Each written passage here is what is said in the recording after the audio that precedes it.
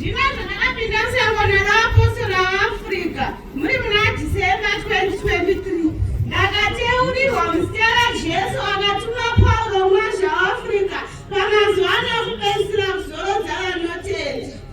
Ndakava nepamwiri muna February 2024 ndikachapa mwiri pemwana wandakabata uyu ndakamusununguka muna October. Zvino ndinonzwa kudada, ndinofara, ndinotenda Mwari akandipa mwana mukomana wandakabata uyu.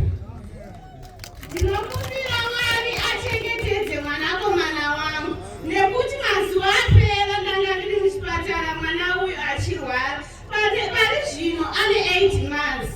Akangotanga kurwara nenzeve ichinzi yamera mota munzeve. Ndiri kunyanga ndikaadmitwa muchipatara ndikatransferiwa kuenda kwaMutare. Mwanakomana wangu achirwara uye mumba mangu ndanga ndisina kana mari. Zvino ndaenda kwaMutare takanzi panodiwa mari yakawanda kuti mwana uyu aitwe inonzi CT scan ida kuongororwa musoro wake.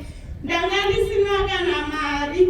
Ndinotenda Mwari zvikuru. Musangano rino ravapostori vaAfrica mune vanhu vane rudo.